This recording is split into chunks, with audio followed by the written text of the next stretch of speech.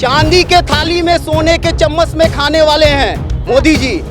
वो गरीबों के नेता हैं? कहां से हो गए गरीबों के नेता? कांग्रेस के राज में इतना सत्यानाश हुआ है, धीरे धीरे सब समस्या का हल हो रहा है। अगर मोदी है और मुमकिन है, अगर ऐसा बात रहता तो इस बार का जो लोकसभा का जो चुनाव हुआ था उसमें मोदी जी वाकई में 400 पार करते हुए नजर आते। सिर्फ अकेले मोदी के दम पे थी 243 सीट, सिर्फ अकेले मोदी के दम पे। अच्छा। और अभी तक भारत में कोई ऐसा नेता नहीं हुआ जो अकेला अपने दम पे ले आया हो। हिंदू लोग सो रहे हैं और जब तक सोते रहेंगे ऐसे ही बढ़ता रहेगा। और मोदी है, मोदी ही आएगा, मोदी ही आएगा, मोदी के बाद योगी। सुन ले, अभी तो चाय वाला, फिर गाय वाला, बाद में ठुकाई जब होगी जब गाय वाला आएगा। नमस्कार, आप देख रहे हैं लीडिंग भारत टीवी और मैं हूं आपके साथ आस्था तिवारी।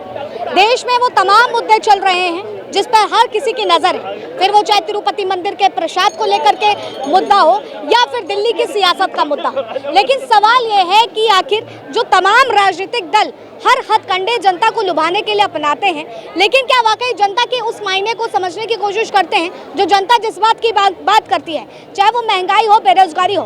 लेकिन इन सबके बीच भी मुद्दे क्या उठाए जाते हैं कि आखिर दलितों का मुद्दा क्या है, महिलाओं का मुद्दा क्या है, लेकिन युवाओं के मुद्दे पर कभी जोर क्यों नहीं दिया जाता। इन तमाम मुद्दों को लेकर के आज चर्चा करेंगे और जनता के बीच में चल के सीधे बात करेंगे कि क्या वाकई ऐसे कौन से नेता हैं जिनको वो बेहतर समझती है और यकीनन जो उनके लिए काम करते हुए साफ तौर पर नजर आएंगे। तो चलिए लोगों से बात करते हैं और जानने की कोशिश करते हैं कि आखिर उन सारी चीजों को वो कैसे देखते हुए नजर आ रहे हैं। कहाँ से? मैं हरियाणा से। हरियाणा से। हरियाणा में तो अभी इलेक्शन का भी माहौल पूरी तरीके से चल रहा है। बिल्कुल माहौल ही माहौल है। तो क्या लग रहा है? कांग्रेस एक तरफा जाएगा वो। लेकिन कांग्रेस क्यों? भाजपा तो कह रही है हम ही आने वाले हैं। वे रहेंगे। मैडम मुझे लिए गए आपसे। आपका शुभ नाम? हमारा नाम तो आस्था है। अच्छा आस्था जी, बात ऐसी है, देखो हम हैं शरीफ बालक, हमारे घर वाले जहाँ कहेंगे वहाँ वोट डाल देंगे। बाकी सरकार बाकी तो यार पर आप तो युवा हो ना, युवा तो बहुत अच्छे से हर मुद्दे को हमारी दोनों किसी की वोट नहीं बन रही, कोई जीतो कोई हारो, हमने कोई मतलब हमारा लाइसेंस नहीं बन रहा। कैसे देख रहे हैं इन सारी सियासत को? देख रहे हैं हरियाणा में तो विकास हुआ है, 10 सालों में बहुत विकास हुआ है हरियाणा में। तो मुझे लग रहा है बीजेपी आएगी, क्योंकि जहाँ डबल इंजन की सरकारें हैं वहाँ विकास हो रहा है। हाँ। हरियाणा का सबूत है, उत्तर प्रदेश हुआ, गुजरात हुआ, डबल इंजन की सरकार चाहिए देश में और डबल इंजन की सरकार से विकास होता है। लेकिन विपक्ष कह रहा है डबल इंजन की सरकार और तिरुपति मंदिर में क्या हो रहा है साफ दिख रहा है। और उसका सरकार सुधार करेगी, चंद्रबाबू नायडू सरकार मुझे लग रहा है अच्छे कदम उठाएगी और आने वाले समय में ध्यान देंगे और ध्यान दिया जाएगा। लेकिन कैसे बदलाव होएगा? कोई भी पार्टी हो युवाओं का मुद्दा नहीं उठाती है, महंगाई बेरोजगारी पर बात नहीं करती, लगातार विपक्ष इसको बड़े पैमाने पर मुद्दा लेते हुए दिखता हुआ आता है। देश में विकास हो रहा है और हर समस्या का धीरे धीरे हल होगा। कांग्रेस के राज में इतना सत्यानाश हुआ है, धीरे धीरे सब समस्या का हल हो रहा है। देश का जो कह रहे हैं पीएम के खिलाफ बोलते हैं, और आज अमेरिका में गए हैं पीएम, उनका कद बढ़ा है, दुनिया में भारत का कद बढ़ रहा है। तो इन 70 सालों में कुछ काम नहीं हुआ? काम इतना नहीं हुआ जितना होना चाहिए था।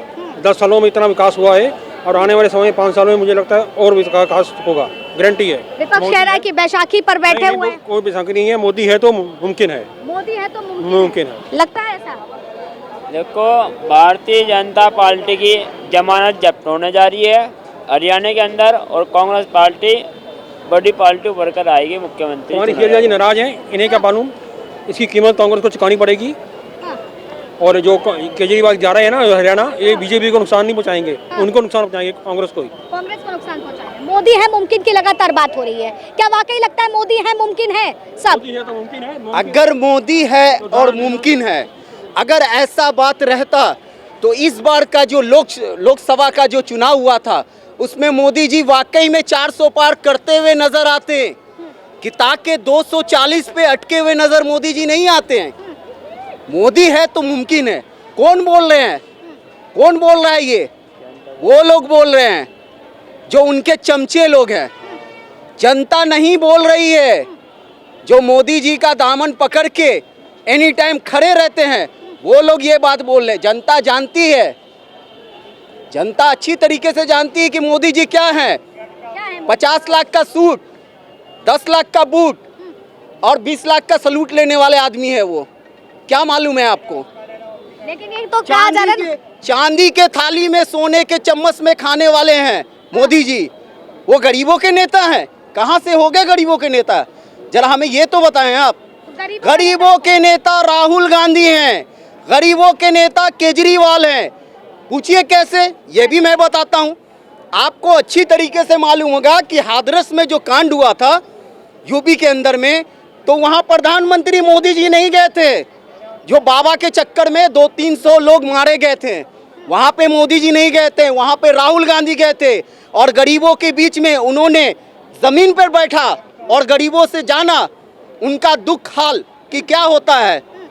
केजरीवाल ने क्या कहा, कल क्या कहा केजरीवाल ने कि मैं सरकारी दफ्तर को खाली कर दूंगा, घर को, और उसके बाद मैं गरीबों के बीच में एक किराए के मकान में रहूंगा।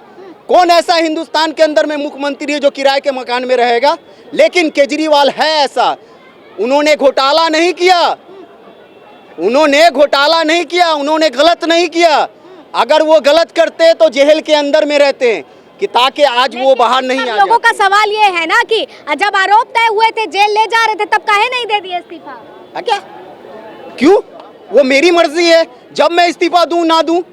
आप कौन होते हो बोलने वाले? हम थोड़ी बोल रहे हैं, विपक्ष वो कहने का मतलब नेता भारतीय जनता पार्टी के नेता लोग कहने वाले यही कहने वाले कि केजरीवाल इस्तीफा दो, केजरीवाल इस्तीफा दो। लो आज दे दिया इस्तीफा, अब क्यों पेट में दर्द हो रही, जरा हमें ये तो बताओ। इन भाइयों को मैं एक जवाब देना चाहूंगा, ये जनता जनार्दन है। एक बार मोदी के लिए हाथ उठा दो, सारे के सारे जो मोदी के साथ हैं, जो मोदी के साथ एक बार हाथ उठा दो। गिनो गिनो गिनो, मोदी के लिए जो हाथ, एक बार हाथ उठा दो। चार नहीं है, गिनो, देखो गिन लो, 4 आदमी जो हाथ है। मोदी के लिए एक बार हाथ उठा दो, मोदी के लिए, बस इस भाई को जवाब मिल जाएगा। 4 आदमी मिल गया जवाब, 4 आदमी है। गिन ले। तख्त पे बात कीजिए, हाथ उठाने से नहीं होता है। 500 रुपया लेके भी कोई हाथ उठा लेते हैं, इसे वही मोदी जी के आदमी होते हैं।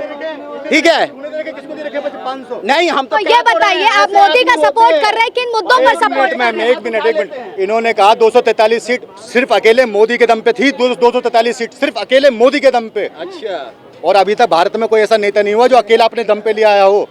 हाँ, तो आप इनसे जवाब ले लो, मेरे से ले लो।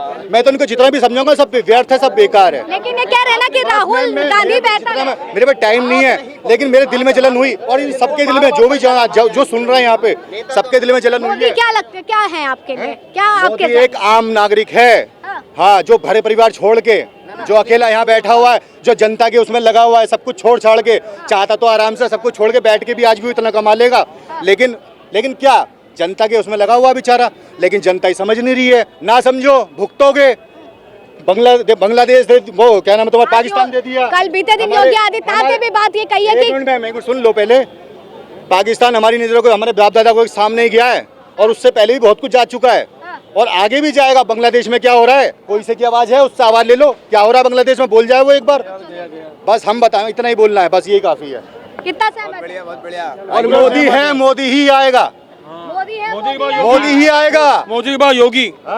सुन ले, अभी तो चाय वाला, फिर गाय वाला, बाद में ठुकाई जब होगी जब गाय वाला आएगा।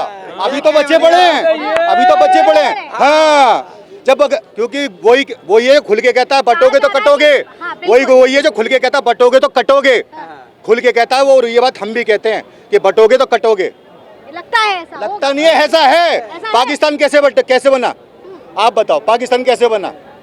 बटे जब तो बना, वरना बन जाता। 95%। लेकिन उनके इस बयान पर उनको पूरी तरीके से विपक्ष समर्थन, सुनो, समर्थन हम हिंदू लोग सो रहे हैं, और जब तक सोते रहेंगे ऐसे ही बढ़ता रहेगा, ऐसे ही बढ़ता रहेगा। और जब अब जागना चालू है ना, तब 243 आई हैं। अगली बार देखना, ये जो पिटे हैं ना, ये जो हिंदू लोग पिटे हैं बांग्लादेश में, अब की बार देखना, अब की बार हम कह रहे हैं 400 पार। हाँ, क्या लगता है? बिल्कुल सही कह रहे हैं। आने वाले समय में एनआरसी आएगी, और भी अच्छे काम होंगे। पीएम अच्छे कदम उठाएंगे। 100 दिन में पीएम ने बहुत अच्छा काम किया है, आने वाले समय में और अच्छा काम करेंगे। चर्चा इस बात की थी कि किस तरीके से सारी चीजों को आम जनता देख रही है, और आम जनता क्या वाकई बेहतर तरीके से इस बात समझती है कि कौन बेहतर है और कौन ना बेहतर है। लेकिन आगामी चुनाव में होने वाले में साफ तौर पर ये पता चलते हुए नजर आ जाएगा। फिलहाल तब तक के लिए आप बने रहे लीडिंग भारत टीवी पर। वीडियो जर्नलिस्ट राज के साथ आस्था तिवारी।